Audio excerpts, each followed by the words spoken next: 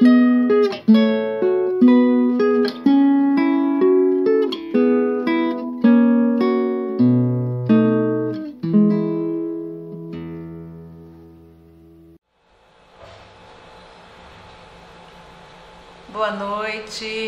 noite a todos, ou bom dia, ou boa tarde, dependendo do horário que vocês vão assistir esta gravação. Sejam todos muito bem-vindos ao canal, ao nosso Centro Espírita, Associação Espírita Jesus de Nazaré, ao canal Clara de Assis, o núcleo audiovisual que faz essas produções, Muito bem-vindos a todos. Gratidão ao amado Mestre Jesus pela oportunidade de estarmos aqui, ao nosso querido Pai, que nos dá sempre essa permissão, essa concessão de estarmos aqui estudando mais um pouquinho com todos vocês. Gratidão à coordenação da Casa Espírita pelo convite, pela confiança, pela oportunidade de aprendermos mais um pouquinho. Então, agradecendo sempre, nunca esqueçamos de agradecer aos anjos de luz, aos benfeitores espirituais desta casa, aos nossos anjos guardiões, que eles estejam sempre presentes, nos iluminando, nos esclarecendo, orientando, para que essa fala de hoje seja assim de muita reflexão para todos nós, principalmente para mim, que é quem mais deve aprender com as coisas que tenta passar, Que a paz do amado Mestre Jesus esteja com todos nós, hoje e sempre. Hoje eu trouxe para vocês um capítulo, o segundo capítulo do livro Pão Nosso. Há umas 3 gravações atrás, está gravado aí no canal, eu falei do primeiro capítulo, Mãos à Obra, onde o nosso querido Emmanuel nos faz aquela convocação, singela, simples, de colocar a mão no arado e trabalharmos, fazermos alguma coisa em prol de nós mesmos e em prol do próximo. Nesse capítulo, o capítulo 2 do livro Pão Nosso, nós vamos, intitulado Pensa um Pouco, nós vamos refletir sobre os nossos pensamentos. Essa obra, Pão Nosso, ela vai nos convidar agora para fazer reflexões sobre nossas atitudes, nossos comportamentos. Então, no primeiro nós vimos o convite a colocar as mãos à obra, o trabalho, e agora para a gente refletir sobre o nosso pensamento. O título é bem simples, Pensa um Pouco. Nesse capítulo ele está nos convidando a renovar os nossos pensamentos, a refletir um pouquinho sobre o que é que nós estamos pensando, ou o que é que nós estamos refletindo sobre as situações que nos chegam, os acontecimentos que acontecem, as leituras que fazemos, o que é que estamos refletindo, o que é que estamos interpretando, o que é que estamos pensando. Lembrando que o pensamento é o princípio de tudo, No princípio era o verbo, e o verbo era o pensamento. Então, tudo está motivado, direcionado através desse pensamento. Esse deve ser o objetivo do nosso estudo, constantemente, do nosso dia a dia. Precisamos aprender com esses espíritos superiores que estão sempre aí à nossa volta, voltando e trazendo informações precisas, que é importante a necessidade, como é importante, a necessidade de renovarmos os nossos pensamentos, não ficarmos estagnados em determinadas situações ou não seguirmos em certos automatismos, porque às vezes eu nem reflito, Ler determinada situação, determinado contexto e não para pensar um pouquinho. O mestre está nos convidando a pensarmos um pouquinho e de uma forma bem simples. Vocês vão ver que esse texto é um texto bem curtinho, de uma página e um pouquinho, em que ele faz uma reflexão para o nosso pensamento, sobre as nossas atitudes, sobre o nosso renovar, o nosso pensar. E também de nossas reflexões sobre as nossas consciências, a melhoria das nossas consciências, o que é que a gente está construindo no nosso íntimo, Quais as melhorias que estamos fazendo, e para isso a gente precisa pensar um pouco. Então, nesse capítulo, ele traz sempre um versículo, Nós sabemos que a coleção Fonte Viva, ela é baseada nos versículos do Evangelho, então ele traz um versículo e aí Emmanuel vai nos explicar, nos esclarecer o que é que ele compreende sobre isso.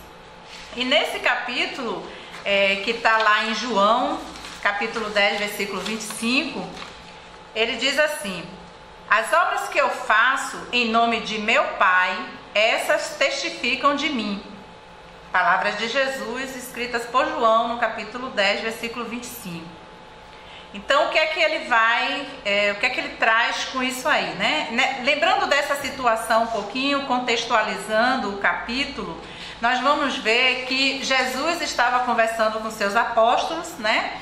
Os apóstolos o rodearam, ficaram em volta dele e interpelaram: até quando nos deixará a mente em suspenso? Se tu és o Cristo, dize-o francamente. E aí Jesus responde: já vos disse e não credes. As obras que eu faço em nome de meu Pai testificam a meu respeito. Né? Eles ainda não acreditavam e Jesus ainda questionava, né? Falava: se vocês não acreditam, não sois minhas ovelhas, porque as minhas ovelhas ouvem a minha voz e eu as conheço e elas me conhecem.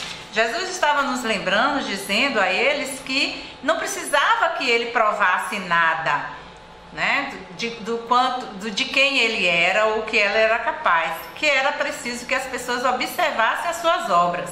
Mas aí, novamente, eles perguntaram, os judeus queriam atirar pedras em Jesus. E aí disse-lhe Jesus: tenho-vos mostrado muitas obras boas da parte do Pai. Porque o que Jesus fazia, ele fazia sempre em nome do Pai, né? Em nome de Deus. Por qual delas me apedrejas? Ele perguntava aos judeus. E aí eles responderam: não é por obra que te apedrejamos, e sim por causa da blasfêmia, pois sendo tu homem, te fazes Deus a ti mesmo. Então eles, apesar de ver as obras que Jesus fazia, né, e testificavam a sua filiação, porque eram obras, né, importantes e grandiosas, mas eles achavam que Jesus blasfemava quando dizia que era filho de Deus. Então, por isso, eles queriam atirar-lhes pedras ou prender, né? E ainda no mesmo capítulo, Jesus fala: se não faço as obras de meu Pai, não me acrediteis. Mas se faço e não me credes, crede nas obras, para que possais saber e compreender que o Pai está em mim e eu estou no Pai. Então as pessoas viam os milagres, viam todas as coisas que Jesus fazia, mas mesmo assim não acreditavam na sua filiação, no seu poder, né? De que aquelas coisas que ele fazia era em nome do Pai. E aí tentaram prender, né, Jesus. Nós conhecemos a passagem. Os judeus estavam ali dispostos a prendê-lo porque ele estava blasfemando, não importa a obra que ele estava fazendo, o que ele já tinha feito, o que eles tinham testemunhado, eles queriam prender do mesmo jeito. E aí que Jesus chama a gente, Emmanuel na realidade nos chama a refletir. Ele começa o texto dizendo: é vulgar a preocupação do homem comum relativamente às tradições familiares e aos institutos terrestres a que se prende nominalmente, exaltando-se nos títulos convencionais que lhe identificam a personalidade. Ou seja, né, nós estamos preocupados ainda com os títulos de nobreza ou com os títulos de qualificações profissionais, elementos que são exteriores e que não dizem muito da criatura, né? Só dizem do seu exterior, da sua capacidade intelectual, muitas vezes da sua formação ou dos seus vínculos familiares, títulos de nobreza, doutor, mestre, né? Fulano de tal, um cargo, um determinado cargo. Então, às vezes você apresenta uma pessoa determinada, essa pessoa é o doutor fulano de tal. Então, dá ênfase àquele título, como se aquele título fosse, assim, de grande importância para a valorização da pessoa. E, na realidade, muitas vezes nós sabemos que esses títulos não identificam a personalidade de ninguém, né? Identifica apenas o exterior, algo que nós construímos nessa existência. Mas essa existência, ela é passageira, né? Essa existência, eu aqui estou como do sexo feminino, casada, 2 filhas, né? Trabalho, sou bióloga, aqui trabalhadora da casa espírita, fazendo determinada coisa. Mas isso em si só não me define. No mundo espiritual eu tenho a minha outra característica que vem ao longo de outras existências, né? Então o que a gente tem que se preocupar é as características que você leva para o mundo espiritual, para a vida verdadeira, para outra realidade. Nessa daqui, essas características convencionais que muitas vezes as pessoas dão uma ênfase, uma importância tão grande, né, de ser médico, de ser doutor, de ser psicólogo, de ser um grande empresário, ou isso ou aquilo. Não que esses títulos não sejam importantes, que as pessoas não devam procurar. Mas o que a gente está abordando aqui é a importância demasiada que damos a esses títulos, como se essas pessoas que tivessem esses títulos, por si só, já são pessoas assim de alta capacidade, né? Seriam aquelas a quem merecem maiores destaques, seriam aquelas que brilhariam mais ou teriam melhores condutas no mundo espiritual, seriam pessoas boas efetivamente, e não necessariamente ocorre dessa maneira. Muitas vezes a pessoa tem uma alta capacidade intelectual, um desenvolvimento bom, cargos, títulos, troféus, muitos diplomas pendurados na parede, mas moralmente ainda preso a muitas coisas, digamos assim, primitivas, que para outros que não têm tanto título, que não têm tanta intelectualidade, já não é tão digamos assim, adequada, né? Conveniente para o crescimento moral de um ou de outro. Então é preciso, gente, que nós saibamos separar essas coisas. Isso é, de uma certa forma, uma vulgaridade. Você se achar superior ao outro simplesmente porque você tem um título de doutor, ou de mestre, ou de deputado, ou de senador, indo para o lado da política. O problema é que esses títulos não definem a sua personalidade, não definem o seu caráter, não definem a sua moralidade. O problema é achar também que esses títulos pode lhe colocar em um patamar diferenciado do outro e muitas vezes subjugando o outro, né? Menosprezando, desprezando. Esse é o problema, é isso que Emmanuel nos faz refletir. O homem comum, ele se preocupa mais com as tradições familiares e com os institutos e com os títulos do que realmente o que é importante, do que identifica a sua personalidade.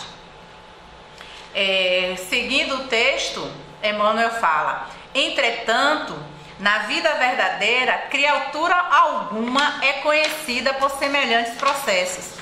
Cada espírito traz consigo a história viva dos próprios feitos, e somente as obras efetuadas dão a conhecer o valor ou o demérito de cada um. Então, o que é que Jesus disse, né? As obras que eu faço testificam de mim. O que ele faz é o que é importante, não os títulos, se ele é filho de Deus ou não é o filho de Deus. As obras já deveriam falar por si só. Assim é como devemos pensar um pouco e refletir, né? Na vida verdadeira, que é a vida no mundo espiritual, nós não seremos julgados pelos títulos.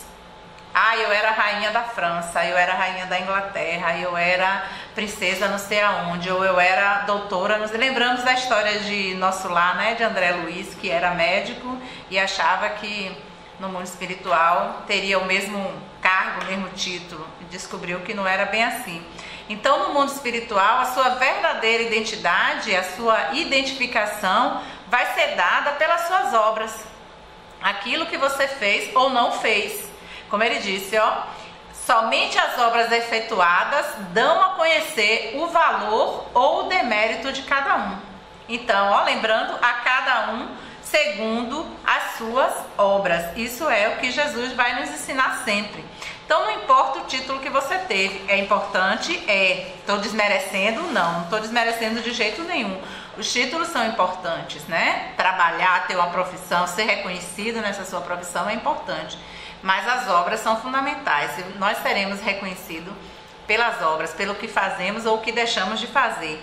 Aí eu lembrei da história da Rainha de França, né? Que está, segundo, se não me engano, no livro Céu e Inferno, que ela relata, ao desencarnar, ela se viu em um patamar inferior a muitos dos que na vida terrena eram seus subalternos, eram seus escravos ou empregados, né? Quando ela chegou lá, eles estavam em um nível maior, mais alto que ela espiritualmente, e ela cá embaixo. Oi, meu título, e eu sou rainha, como assim? Por que eu tô aqui? Não entendia nada. Mas cadê as obras? Cadê as ações? Não tinha. E aqueles escravo que estava lá no nível inferior a ela, e ela achava que como escravo não teria direito ao mesmo céu que ela, né? Estava em um nível superior. Lembro também de Nosso Lar, tem a passagem da senhora, né, que chega conversando com André Luiz, ela desencarnada, já estava um tempo lá no umbral, foi resgatada, e ela fala que ela tinha escravos, que ela fazia isso, que ela fazia aquilo, que ela, às vezes ela mandava bater nos escravos, era necessário para impor a lei, mas que ela fazia as doações para a igreja todo mês, inclusive desencarnou e deixou lá a obrigação dos sobrinhos fazer a doação para a igreja todo mês.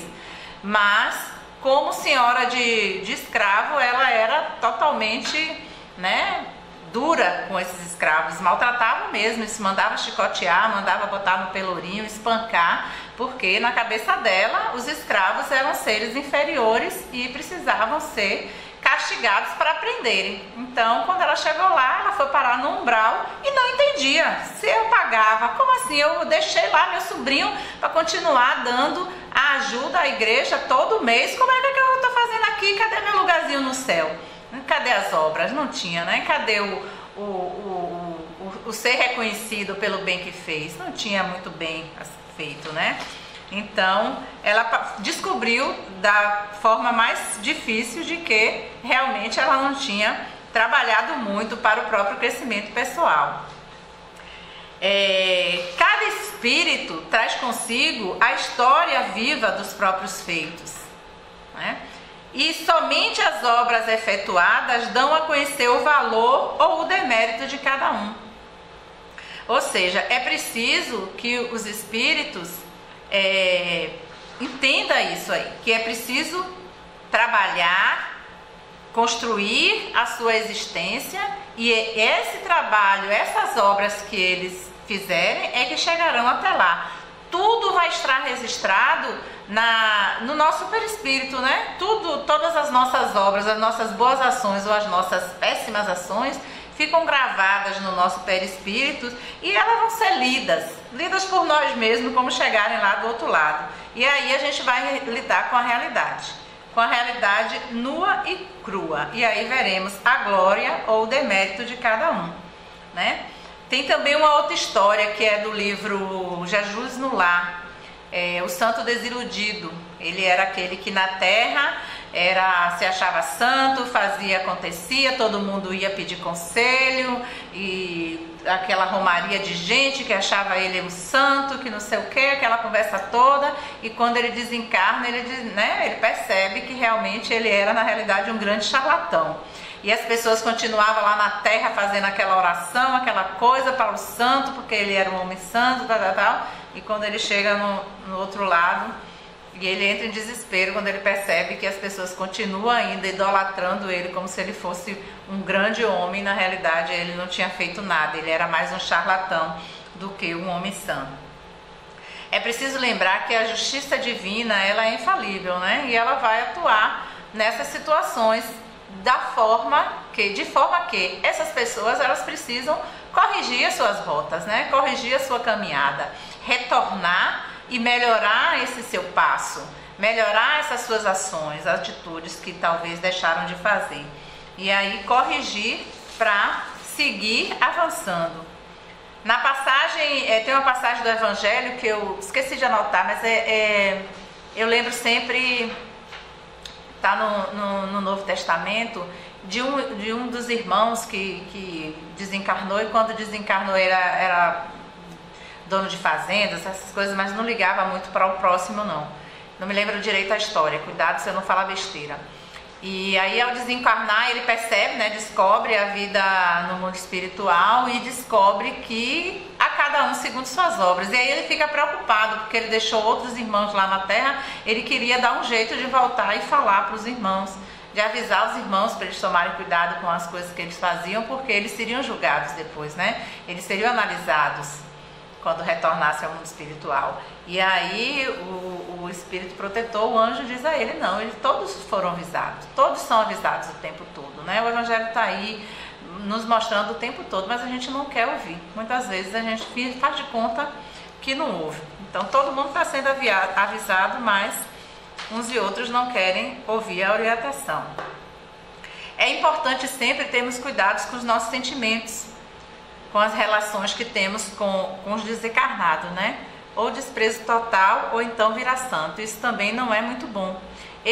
Quando uma pessoa desencarna e a gente fica, né, como a situação do santo desiludido, que todo mundo ficava aqui achando que ele era um santo, né? Às vezes a gente pega e idolatra a pessoa, coloca lá no pedestal e ele desencarna e a gente continua aqui colocando no pedestal. Isso também não é bom, porque esse pensamento chega até ele, né? E aí ele fica mais envergonhado ainda diante dessa situação, como aconteceu com o santo desiludido, né? A palavra, ela deve ser sempre orientada para o bem. Quando é orientada para o mal, também é destrutiva. Então a gente tem que preocupar-se com o que a gente está falando sobre qualquer pessoa que seja, encarnada ou desencarnada. No início do livro, desse livro Pão Nosso, nós temos: porque todos devemos comparecer ante o tribunal do Cristo, para que cada um receba segundo o que tiver feito, estando no corpo, o bem ou o mal. Então, não tem pra onde correr. A gente vai receber aquilo que a gente merece, aquilo que a gente trabalhou para, né? Trabalhamos para. Se trabalhamos para o bem receberemos. Se trabalhamos para o mal, correções serão necessárias. Isso está em Paulo, na segunda carta dos Coríntios, capítulo 5, versículo 10.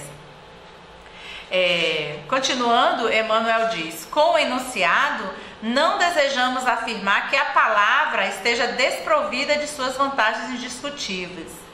Todavia, é necessário compreender-se que o verbo é também profundo potencial recebido da infinita bondade, como recurso divino, tornando-se indispensável saber o que estamos realizando com este dom do Senhor eterno. Ou seja, né, as nossas palavras, o que nós falamos, também é um recurso divino, vai ser utilizado por todos, né? Lá no mundo espiritual, para nossa avaliação, para a avaliação daqueles a quem amamos, a quem estamos orando, mandando vibrações e emanações. Estudando essa parte do pensa um pouco, do reconhecer as suas obras, eu encontrei em várias partes do Evangelho passagens em que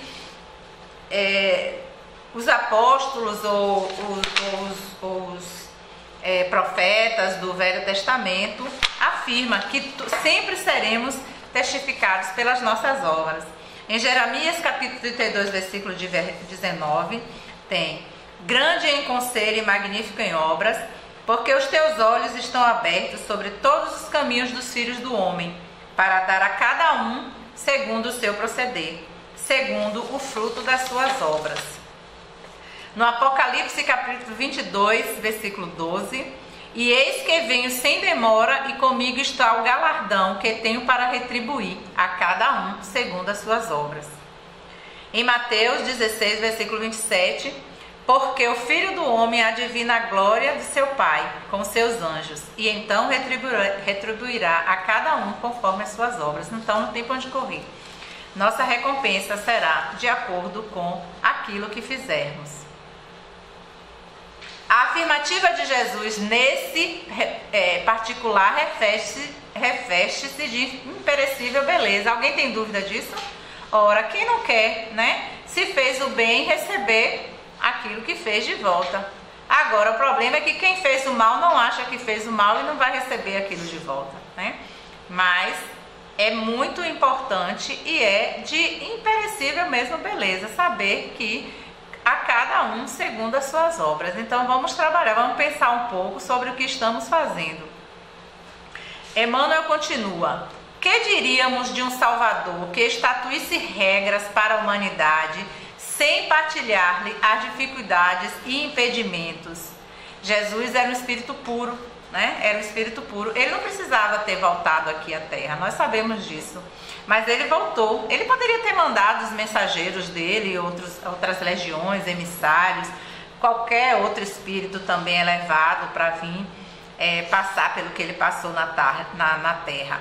Mas ele próprio veio, né? Ele veio para manifestar a sua obra, para dar o exemplo, né? E ele precisou passar por certas dificuldades para a gente entender que às vezes é preciso passar por determinadas situações para que a gente consiga crescer espiritualmente, né? Nos melhorarmos. Jesus veio para demonstrar o que nós precisamos fazer. Ele nos diz sempre, né? Quem não lembra, pega a tua cruz e segue-me. Ou seja, não é para ter só o mar de rosas, né? Só flores no caminho. Às vezes vai ter espinho. Não só disse, ele próprio pegou a própria cruz. Ele carregou a própria cruz dolorosamente, nesse caso fisicamente mesmo falando.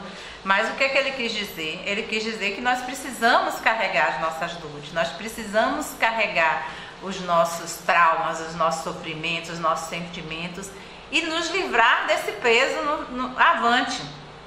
Ao chegar o fim da trilha, vamos nos livrar desses presos, né? Ele veio, ele deu exemplo e depois ele disse o que para todos nós? Eu venci o mundo. E é isso que ele quer a cada um de nós, que nós pegamos nossa cruz, carregamos, seguimos e vencemos o mundo. O Cristo iniciou a missão divina entre homens do campo, viveu entre doutores irritados e pecadores rebeldes, uniu-se a doentes e aflitos, comeu duro pão dos pescadores humildes e terminou a tarefa santa entre dois ladrões. Olha só a vida de Jesus como foi, né? Ele viveu com todos, ele conviveu com todo tipo de gente, né? Desde os doutores, desde os grandes homens irritados normalmente, até os mais simples, até os simples pescadores rebeldes, os doentes, os leprosos, né? As mulheres que viviam em situações deploráveis, né? Muitas vezes não tinha condições nem de cuidar dos próprios filhos, e ele conviveu com todas essas pessoas de uma forma assim tão simples, tão singela e tão no mesmo nível, amando a todos com a mesma intensidade, com a mesma harmonia, com a mesma igualdade. E o que é que ele queria com isso? O que é que ele queria nos mostrar? Que apesar de ser o filho do homem, ele tinha um título, né, que a gente que ficava dando a ele, não se importava, o que importava eram as obras que ele fazia, era com quem ele estava e o que ele fazia. Os grandes doutores se irritavam com isso, porque ele queria mostrar uma igualdade para todos. E os grandes doutores não quis isso. Ele deu o exemplo de um amor puro, de um amor completo, de evangelho inatacável, né? De exemplos luminosos, de palavras sempre edificantes, que nos ajudam a mostrar, que nos mostram o tempo todo o caminho que devemos seguir. Estamos seguindo? Vamos parar para pensar um pouco, pensa um pouco. E aí Emmanuel pergunta, o que mais desejas? Se aguardas vida fácil e situações de evidência no mundo, lembra-te do Mestre e pensa um pouco. Ora só, Jesus, né, o nosso Mestre, o Cristo, o Filho de Deus, que não precisava ter voltado à Terra, voltou, passou por todas essas situações, por todas essas dores, digamos assim, né, por todos esses sofrimentos. Ele não precisava de nada disso, mas ele veio e passou por tudo isso. E aí nós queremos vida fácil? Nós queremos situações sempre confortáveis, sempre iluminadas, sempre títulos pomposos, situações agradáveis, o tempo todo? Vamos parar para pensar um pouco, né? Se o Cristo, que era o Filho dileto, o Filho do homem, veio e passou por tanto perrengue, tanta situação, mas venceu o mundo, por que que nós é que vamos ficar só na brisa, na sombra e água fresca, sem passar por essas intempéries, né? Pensemos um pouco. Nós temos, se a gente quiser seguir o caminho que Ele está nos chamando, nós temos que refletir sobre as nossas existências, sobre o que estamos fazendo em nossas vidas, né? O que é que eu faço hoje que eu já não preciso mais fazer? O que é que eu fazia no passado que hoje eu já não faço mais? Isso é interessante, né? Muitas atitudes que nós tínhamos falando ainda nessa existência há anos atrás, tenho certeza que depois que você conhece, estuda um pouquinho a doutrina espírita e essa necessidade de autoconhecimento, né, de se melhorar, a gente muda as atitudes, mudamos os comportamentos, certas coisas já não são mais cabíveis. É como roupa velha que não nos cabe mais. Se a gente parar para pensar um pouco, muitas atitudes que às vezes nós vemos em outros irmãos que estão próximos a nós, já não nos cabe mais. E hoje ainda temos algumas atitudes que daqui a algum tempo temos certeza que não vamos mais achar coerentes conosco mesmo, né? Então, vamos refletir, vamos pensar o que é que estamos fazendo, o que é que queremos na realidade. Qual é o nosso caminho de reforma íntima? O que é que a gente está fazendo para o nosso melhoramento, para o nosso autoaperfeiçoamento, para o nosso autoconhecimento? Quais as análises que temos do eu hoje, do eu ontem e do que será o eu no futuro? Como eu quero ser ainda antes de desencarnar? O que é que eu quero levar? Será que todas as atitudes que eu tenho hoje ainda me levará a um lugar especial no mundo espiritual? Quem vai estar lá para me abraçar? Onde é que eu vou parar? Numa zona umbralina, densa, escura, com um monte de gente me gritando, né? Aquelas situações, lembrando as cenas lá do filme Nosso Lar 1 e Nosso Lar 2, ou em um lugar mais tranquilo, talvez em um hospital, dormir um pouquinho, tomar a água energizada, ficar boazinha, melhorar e aí entender que eu estou no mundo espiritual. Os nossos pensamentos hoje, as nossas atitudes já nos dá uma direçãozinha de onde é que a gente pode parar. Agora não se iluda não, achar que porque você vai para a casa espírita todo domingo assistir as doutrinárias, ou porque vai para a meditação e passe, fica ali, ora, medita um pouquinho, tal, agradece a Deus pelo dia e vai para casa. Mas aí as atitudes continuam as mesmas. Algumas atitudes com o próximo, né, com o semelhante, que não são assim ainda como Jesus faria. O espelho é esse. O que a gente está fazendo para o próximo, se você gostaria que fizesse com você. Se tudo que você faz com o próximo hoje em dia são situações que você se acha confortável, ou seja, se alguém fizesse para você, retribuísse na mesma moeda, você gostaria, então eu tenho certeza que você está no caminho certo. Siga em frente. Se não, vamos pensar direitinho, né? Vamos pensar direitinho, porque a mensagem é: pensa um pouco. Ah, mas eu não preciso fazer determinadas coisas porque é obrigação de A, de B, é obrigação do governo, é obrigação disso, é obrigação daquilo outro, eu não preciso fazer. Mas e se fosse você naquela situação? Em uma situação dolorosa qualquer? Se fosse você, você gostaria que alguém ajudasse, ou você ia contar só com a ajuda do governo, independente da situação que fosse, ou de alguma outra, que não fosse uma pessoa comum como você? Essa é a reflexão. Nós somos madeiros secos, precisamos compreender isso. Nós não precisamos de muito conforto, de muito luxo, não precisamos de nada disso. Nós precisamos de segurança, nós precisamos de compreender que o nosso caminho, o caminho de todos nós, deve levar em uma só direção. Se tiver alguém numa direção errada, podemos ajudar a corrigir. Errada não, equivocada, não posso usar o termo errada. Digamos equivocada ainda. né? Podemos ajudar, mas principalmente temos que pensar na nossa caminhada. Lembre-se sempre de Jesus, para que nos tornemos pequeninos e crescemos em sua direção. A gente precisa olhar como ele olhou, sentir como ele sentiu, né? E amar como ele amou. Amor a todos, sem distinção. Amar ao próximo como a ti mesmo. Ou seja, né? Nos amarmos primeiramente, né? Porque amar ao próximo como a ti mesmo. Então precisamos nos amar. E depois que nos amarmos verdadeiramente, amar ao próximo.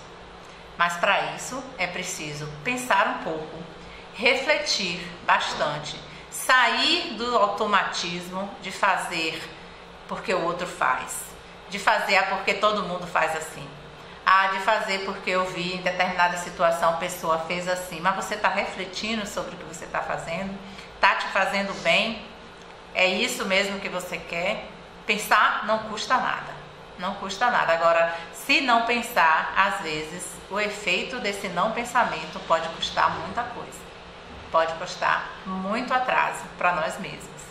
Então, meus irmãos, essa é a mensagem que eu queria trazer para vocês. O texto é curtinho, a reflexão é bem pequena e bem simples, se resume a isso. Pensa um pouco. Não precisamos de muito, não precisamos de luxo, não precisamos de muitos títulos, não precisamos de nada, de ostentações nenhuma. O que precisamos é refletir sobre o caminho que Jesus nos ensina, nos convida todos os dias, e que sigamos em paz, hoje e sempre. Gratidão imensa a todos.